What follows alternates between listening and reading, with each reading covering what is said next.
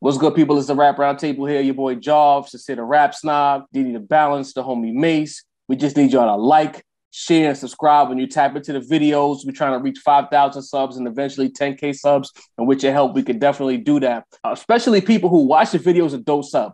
You watching, we appreciate it. But the subs help us run it up even more. For our people who are already sub, make sure you hit that bell right next to the subscribe option. Pick all. When you pick all, it allows us to feed you what you need to get from us immediately. If you don't hit all, you'll get it when YouTube decides to give it to you. But if you hit all, you get the streams, you get the community posts, you get our regular uploads, you get everything. Hit all, help us run these numbers up, 5K, 10K, build a Rap Roundtable brand. Tap in with us. Peace. The Rap Roundtable. You know, we talked about Charlemagne saying that Mr. Morale and the Midsteppers is the most important album of all time. When we talked about it, you said Midsteppers instead of Big Steps. I just wanted. I did. Yeah, it works. It's just a little bit of the Migos, bro. It works. I didn't mean to say it. I don't even blame that on the Migos. I didn't mean to say it. That was just reality seeping in. Wow. That's just how he feels, guys. Oh my God. Thoughts come out. Let's go, Kendrick. Where are you? Playing with a puppet somewhere. Damn. That's great. Mr. That's Morale and the crazy. Big Steppers. I'm sorry, guys. like we've decided to make sin the butt of that joke for so long. We can't even say the name of the album right. It just works. So, in the midst of us talking about that album and talking about Charlemagne's terrible take, somehow we ended up talking about Good Kid, Mad City, Yes, sir. and To Pimp a Butterfly. So the Rap Roundtable and the chat is here to talk about which album is truly the standard. Is it Good Kid, Mad City, or To Pimp a Butterfly? Since you're the Rap Snob, the floor is yours.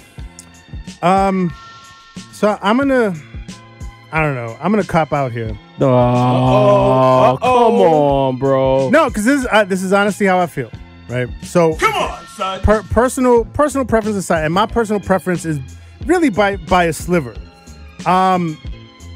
You really can't go wrong with either one of those albums. You can. You cannot. It's impossible. One's better than the other, though. Which one is the better one? They are both. Sincere the masterworks. politician. They're both About to masterworks press that God in their own. Oh, word, hold on. You right. Right. Thank you, Dini. Where's it at? But this is the shit I be talking about. But this is the shit I be talking about, though. All right, so my heart of heart tells me both Good Kid, Mad City and To Pimp a Butterfly are both masterworks, from different perspectives, different angles, and different sonically, clearly. But if somebody were to tell me Good Kid, Mad City is better than To Pimp a Butterfly, I'm not going to argue them down. Somebody's going to tell me To Pimp a Butterfly is better than Good Kid, Mad City, I'm not going to argue them down, right? The fuck are you talking about? Once we start talking about Damn, that's a different story. Damn better than both of these albums are better than No, Damn. it's not. For sure. Damn is better than To Pimp a Butterfly. Yes, it is. It is not. It really is, though. There's It really no way. is. However, but this is what's going on right now is the issue that I have. What's going on? What's going on right now, The truth? Yeah, I don't understand. When people want to like attack To Pimp a Butterfly, We're not attacking it. as we're just putting it being in its rightful place. as not being the masterwork that it is. When they want to like knock it down a peg, when they want to say like, yeah, but it, they try to give you, they would try to tell you shit like it's not entertaining. There's no banger. You can't throw Where's that the on banger? in your car. You can't throw it on in the club. You can't ride to it. What song is in the club? It doesn't matter. It does, though. It doesn't matter at all. Because you can have a masterwork, you can have a masterful piece of art that has nothing to do with parties, But it's or not a clubs, masterful piece of art. or the car, or riding somewhere, You white. or bumping it in the whip. Sometimes you just need Some political commentary. exactly. Sometimes you need some social commentary. Sometimes you need a piece of work that's not talking about the normal everyday shit. I got a question. What's up? So why hasn't Kendrick gone back there? What do you call Mr. Morale? He didn't go all the way back He didn't there. go all the way back there, but he went about he went about 75% there, but we gotta start telling the truth but about he took a To Pimp a turn. Butterfly, Listen, bro. no, listen. We gotta start telling the truth. Listen, Mr. Morale was almost like a sequel to Pimp a Butterfly. It's not. Hear me out. All right, I'm sorry. To Pimp a Butterfly was an album that talked about, things on a macro scale. You know what I mean? I don't want peace. The ills of our community, the racism, the white supremacy, how the system is built to fail us all. Mm-hmm. And then Mr. Morale and the Big Steppers was him talking about that on a personal level and how all of that has affected him, and how all of that ended up making him the person that he is. And he realized, holy shit, like there's a lot of these curses that are being passed down to me, and I gotta like try to work through this shit somehow. And that's what the album was about. But there's a very clear lineage between To Pimp a Butterfly and Mr. Morale. Okay. So there's that. That's to answer your question, right? My bigger point is that you don't necessarily need something to sound like Good Kid, Mad City for it to be entertaining. I find To Pimp a Butterfly immensely entertaining. Just like if I'm watching a movie, I could watch Scarface and be entertained. I could watch Goodfellas and be entertained. I could also watch The Godfather and be entertained. Yeah. There's a lot of people that The Godfather bores them to tears. You're right. What do you say to them? To each their own. To each their own, exactly. The rap round table here. But The Godfather is Rap widely Round renowned Table. as a masterful piece It's not. of cinema. The Godfather? The Godfather. Oh, yeah. You're right. So I liken To Pimp a Butterfly. It's not, though. That's what To I want to say. Godfather. It's not. Don't even disrespect Good The Kid, Godfather Mad City. like that. Good Kid, Mad City. I make it like a That's the- Goodfellas. No. Yeah. Yeah, Good Kid, Mad City is like a Goodfellas. Casino, Goodfellas, Good ones Kid, that Mad City. everybody wanna watch. Goodfellas is better than Casino. I think Casino is a little it's up overrated, the but block. Goodfellas is better than Casino. Goodfellas is definitely But better than Casino. one is a 6, one is a 5. I mean, it's fire. It's classic. You know what I mean? My overall point being, it's different sounds, different pieces of work, both masterful in their own right. If you prefer one to the other, I'm not going to argue you down. Me personally, I give the edge to Pimp a Butterfly by a sliver. Before we get into the actual topic, I need to know this because you know what? I've never asked this question to Sincere. What is your issue with Damn, bro? You be fronting on Damn hard. Heavy. Interesting. It was a little safe. No, it wasn't. It was safe. was fire. It was a little safe. Some of the songs like XXX like does nothing for me. That was the song with Bono, right? Yeah. Yeah. That's Does a nothing perfect for me. song to name. I don't think anybody fuck with that. Listen, What was it? Fucking Love? Bono. I didn't like Love. fire. Love was dope, bro. Eh. You That's know what God feels like. It took me a while to come around to God. That's what God feels like. I kind of like it now. But this is the thing and this is the issue. You know what? I usually go last, but I'm gonna go second. I gotta gripe with Sin because Sin once he believes something, it's hard to change his mind. I'm not here to try to change his mind. I'm just here to discuss the facts as they are presented to me. Right. If to Pimp a Butterfly is what you say it is, Damn would never exist. Damn is the exact result of the public saying, brother, we don't want that shit. Right? And he gave fine. us Damn.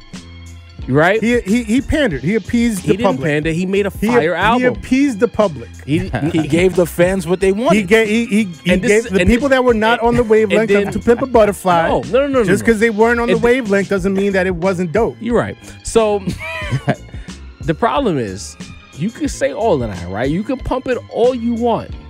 But if Kendrick Lamar truly believed, because he's not an artist who panders to Sincere trying to really, you know what I mean? If he believed that this is what was necessary of him as an artist, he would have followed that up with some shit close to Pimp a Butterfly. But he gave you Damn because he realized that, you know what? Maybe this wasn't what I thought it was. And then what was There what was some, happened after them? Then? I'm getting there. There were some standouts on To Pimp a Butterfly, but Damn to me was the precursor to Mr. Morale and the Mid Steppers. I said it again, the Mid Steppers, the Big Steppers, because You can't help it, yeah. when I look at Mr. Morale and the Big Steppers, I think it's the spiritual continuation of To Pimp a Butterfly. But in fact, what I look at it is that is lessons learned from To Pimp a Butterfly. Of course, he talked about real life shit on there, but he delivered it in a way where people could still try to be entertained by it. Mm-hmm. You know, he gave you the political commentary. If there's anything similar, it's the commentary, the social commentary on both projects. But the way he delivered it, to me, damn, it's for the white people. I said it 2 episodes ago. Like if you're To Pimp a Butterfly, you mean? Damn, I'm sorry. Casamigos, y'all. Give us a fucking sponsorship already. So when I listen to Pimp a Butterfly, I'm like, this album to me, he was trying to get a point across. Maybe he was in a different headspace and he was, you know, in his feelings. And you know, yeah, Geminis, no disrespect.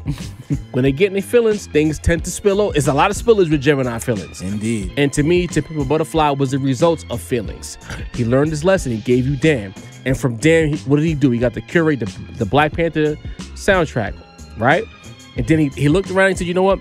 I don't really like what the space looks like right now. The pandemic is nasty. But I got to give you niggas an album, you know, because they're saying 5 years. Mace is over here saying 5 years. Jarvis over here saying 5 years. Deanie's over here saying 5 years. Sincere's waving his pom-poms. So... And he tried his best to find a middle ground, because as an artist, when you have fans, you have to placate and appease your fans. Not the white fans who want that leftist liberal talk, but people who want to be what? Deanie, entertained. Good Kid, Mad City is his to me, that's the standard. To me, Good Kid, Mad City is the only album in his collection where he gave you good radio records, good social commentary, good hood shit, good lyricism. Yeah. In fact, great. I'm being disrespectful. Great across the board. It's amazing album. So, yeah. For me, if we're comparing the two to bring it full circle, it's Good Kid, Mad City, because it did everything you wanted from a Kendrick Lamar album without sacrificing something else. To me, To Pimp a Butterfly sacrificed a lot of what he established on Good Kid, Mad City to his own detriment, to where he had to make a Damn, where a Sincere would be like, this ain't what I want. He hit the reset button with Damn, and to me, Mr. Morale and the Big Steppers is what To Pimp a Butterfly should have been. What did he sacrifice exactly with To Pimp a Butterfly? I just need that to be clear. Entertainment factor. I said that already. So sales. Sonics. Good music. Yeah. No. Because the music was good. It wasn't. It was. It wasn't. It's as good as Good I don't Kid, know Mad why City. we have to keep having this argument again. If that was what if what you're saying is accurate, look, Damn doesn't exist. I've said it before. Look, first of all, he made himself. Damn for a reason. He's reinvented himself every single time. No, out. bro. Damn was how do you come from Damn to Mr. Morale? N95. Wouldn't he make another Damn if N95 according to your what, theory, bro? N95 is what? That's one song out of 18, bro. The joint according to your theory, why would he not make Damn Part 2? He wants to argue, so let me go get the track list. I'm here for this. Since he wants to argue, you know what I mean? Cause your theory doesn't fly. It doesn't pan out. And the point guard. It does not pan out. You finished? Round 3,000. You finished? If Damn is what you say it is, why would he have not made a Part 2? Are you finished? That's my question. He didn't make a Part 2. Maybe you used to talking to super niggas. I keep telling you that. I'm not one of them super niggas. He couldn't make a Damn Part 2 because the space didn't require that. We were coming out of a pandemic. We were coming out of social injustice, social disruption. Kendrick felt like he had to talk about that shit. So that wasn't the case with To Pimp a Butterfly. Are you comparing 20 whatever the fuck to 2020?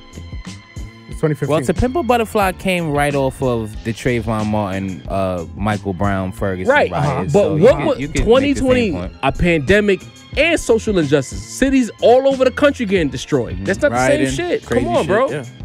Again, Worldwide Steppers, N95, Die Hard. What do you mean, Silent Hill? He tried to make the radio records. He didn't.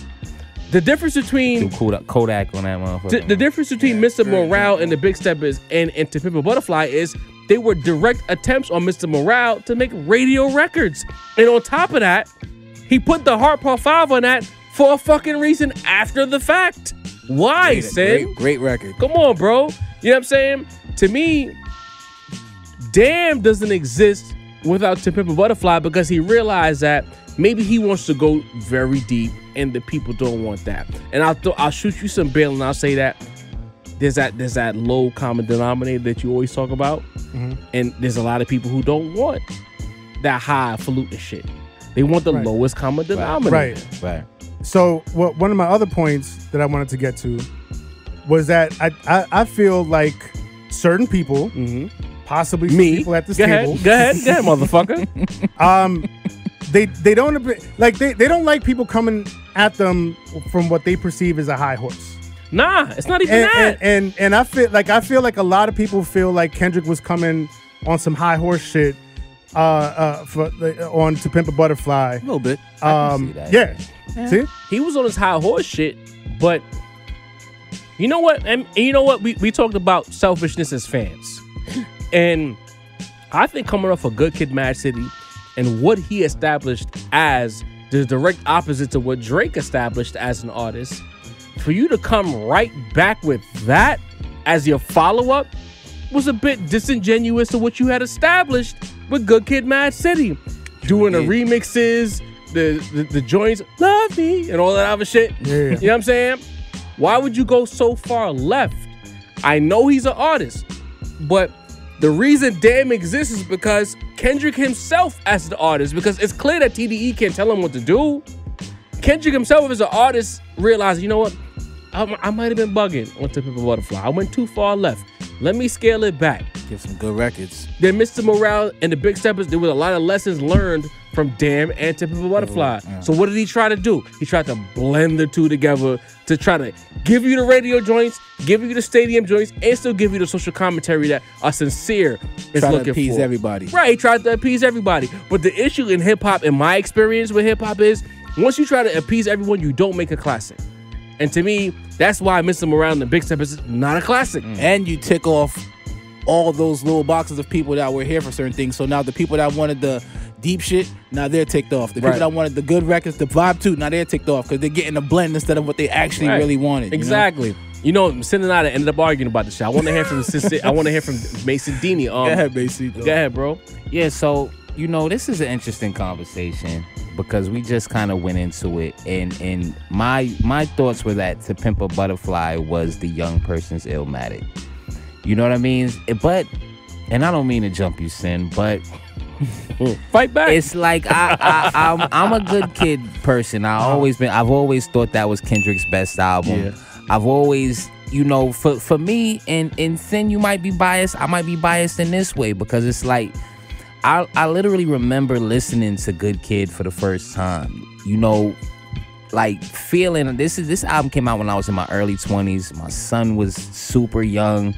You know what I mean? In the transitional part of my life, I remember Good Kid basically solidifying, you know, hearing Good Kid and looking around and seeing the Drakes and J. Cole's and the ASAP Rockies at the time and the Odd Futures at the time and feeling like a new generation in hip hop was upon us. You know what I mean? Like even when I was in my Lil Wayne, you know, mid to late 2000s era, Jay-Z and the like were still the guys, but Good Kid kind of signified, even Future was right around that wave.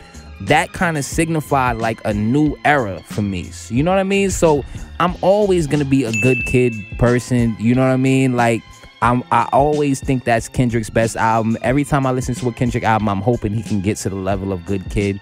That's no insult on To Pimp a Butterfly, because I'm not as harsh on it as Jov. You know, I can recognize, because you got to remember that even the untitled songs were from the Good Kid era. I mean, from the To Pimp a Butterfly era.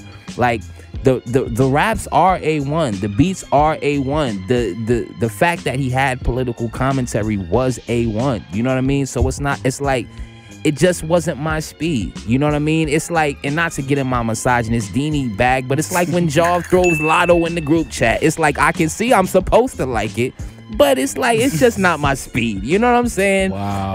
Yeah, you can. Wow. You know what I mean? That's so crazy, it's like, bro. Why do I throw Lotto in the chat? you know, because Okay, but carry on. No, don't do that because you have a thing for Lotto musically. Yeah, she's all right. Yeah, all right. So it's I like like the look of Lotto. I know, Okay? but you also you have expressed that you appreciate. I fuck with Lotto more than some of those other some of the other pussy rappers. one of the many. Hey, yo. But you know, so that's to me, To Pimp a Butterfly is that yes, I understand its greatness. I understand it deserves the Pulitzer. I understand that Kendrick was doing it for us, but Oh, damn, got just, the Pulitzer. you know, Oh, you finally got that right? You got it wrong. Man. one of us gonna get it right. One of us gonna get it wrong. At some point, You know what I mean? Migos don't But- fail me now. It never does. Niggas don't fail But you me know, now. so Good Kid is, to me, it's like, it's not even a debate, bro. Like, Good Kid is the epitome of it's like a damn near a top 10 hip hop album ever to me, Good Kid. So it's like, much love to Pimp a Butterfly, but it's like, that's not even a question for me. I'm Good Kid, Mad City all the way. Go ahead, Dini. All the way. Let me just respond real quick, and I'll pass it to Dini real quick. But because Mace brought up some interesting points. So you just gonna just shoot Mad Bill tonight? No, no. That's your role tonight? To shoot Bill for Kendrick, nigga? No, but Mace brought up some good points, so I just want to reply to them. Okay. I was not as invested in the era and the feeling of the era as you were, right, at your age. So, you know, in that time period, I'm looking at the music that comes out differently. Like I'm not emotionally invested in the scene. So like I just take each project for what it is, right? I could see how like if these are sort of not necessarily you, but if this is somebody's coming of age years, and Good Kid, Mad City comes out, and they're like, holy shit, this is I'm basing my entire personality on this album from here on out. This is dear to my heart. And then he goes so far left with To Pimp a Butterfly, I can see how somebody might feel some type of way. Now, me personally, because I wasn't as invested in that era, I saw Good Kid, Mad City as an amazing piece of work. I was like, yo, Kendrick is dope, and you know he has this concept and he's telling these stories, amazing. But also, and because I have, you know, best word I could think of right now is an affinity. Because I have an affinity for socially conscious music and music that speaks on more than just, you know, riding in the car and girls and like all that is cool, and the parties is cool, relationships is cool, but like I like when artists, you know, tackles some broader subjects, right, some more serious subjects. And so I found in that time that was sorely missing from the space. Okay. So when Kendrick came along and said, you know what, I'm putting out To Pimp a Butterfly, and I'm talking about all of this shit that's coming out now, and when very few people were doing it, especially in the mainstream, now I'm looking at that again from a different, you know, from outside of the space, not necessarily somebody that's invested in what the hip hop scene looks like and feels like in the moment. I'm looking at it from an older person outside, like, oh, this is also an amazing piece of work, right? And I didn't feel that you know, that sharp left turn that a lot of younger people might have felt after Good Kid, Mad City turned into To Pimp a Butterfly. So that kind of goes back to what I said about Kendrick when he first went viral, for lack of a better word. He took advantage of the fact that there wasn't what the space is now. And when I said it, you kind of didn't agree. I'm just saying. Wait. I said that when Kendrick first went crazy, yeah, the space wasn't valuing lyricism like that. True. Yeah. You know what I'm saying? And he took like advantage of the fact air. that what he was bringing was something close to what we liked. Now, with so much artists who are lyrical in the space, maybe it's harder for Kendrick to be what he was 5-6 years ago. No, I don't think so, because I think in terms of the skill set, skill set is still there. Yeah, but you said it yourself. He took advantage of the fact that what you was looking for wasn't there. Nah, so you're twisting it. I didn't say he. I'm not. I didn't say he took advantage of it. I don't think it was like you said because it wasn't what it was. Listen, I said he, for whatever reasons he chose to do it. He chose to do it. All right. I'm not saying that's not what you said. You said the space wasn't. A particular part of the space wasn't being shined upon. Right. He came in and he shined a light on it. Right. But I'm not. You're making it sound like Kendrick had this master plan. Like, oh shit. No, Like, I'm saying that he took advantage of the fact that the space wasn't Niggas as wasn't active rapping like in that. niggas wasn't rapping like that. There you go. Thank you, Dini. They what rapping like that or rapping about what he was Both, rapping about? nigga. Okay. All right. This is Go ahead, true. Dini. I'm sorry. When we listen to artists, when we tap in, you know, like Nas mentioned it on the KD3 album, like when you first listen to an artist, you know. So my introduction to Kendrick Lamar was the first joint, The Good Kid, Mad City, and I was just so blown away because it gave me little hints of Escobar, you know. It was fresh. It was deep storytelling. It was introspection. It was just new shit, and I thought that was amazing. And then he came out with, you know. Butterfly. And I thought it was good music. There's a lot of cuts on that. Hands joint. down. Let's be clear about that. I love some songs off that album. You know what I'm saying? But the culture kind of like pushed Good Kid, Mad City more than it pushed To Pimp a Butterfly. You know what I'm saying? Like I feel we right. pushed Good Kid, Mad City. I feel like they pushed To Pimp a Butterfly. They, the white people. Go ahead. I'll say it again. Good point. You're gonna get our shit demonetized. I know. Nah, we good. We good. Sticking with my days. But it's he not like, for instance, like, to just throw this whole shit to the side. Nas might be the only artist whose first album is not my favorite album from them. Okay. If that makes any sense. You like Reasonable more than Blueprint? Yes. Okay, carry on. The way that, yeah. Carry on, that carry on. shit, it's a special spot in my heart for Reasonable. And there's a special spot in my heart for It Was Written. And the niggas will fight me to the death about the whole Illmatic, you know, being Nas's greatest album. And I get it. I understand its cultural impact. I understand it's everything it did for hip hop, how many doors it opened. But like I said, man, the Sonics gotta matter. The Warner press play shit gotta matter. Let's focus on Kendrick though. The press play shit for me is Good Kid, Mad City more than it is To Pimp a Butterfly. Just sonically, listen, I get what you like, the whole commentary, which is dope, which in the space needed it. But if I want to listen to good music, they told me that I have one album from Kendrick and I'm gonna be trapped on a fucking island and I'm gonna got one tape I could bring, bro. I'm bringing Good Kid, bro. That Good Kid on, man. You know what? And to close the segment out, selfishly, I want to be clear about that.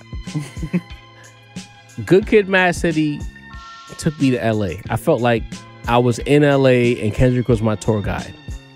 To Pimp a Butterfly was something else entirely. And I didn't want that from him. And maybe I'm being selfish. Maybe it's my sensibilities. You know what I'm saying? I wanted this dude from the West Coast he opened that door and then he closed it. You know what I'm saying? Yeah. And selfishly, I felt the way about that. That's not what I wanted from you. I wanted you to keep me in LA. Yeah. Take me on this tour. Talk about the real shit.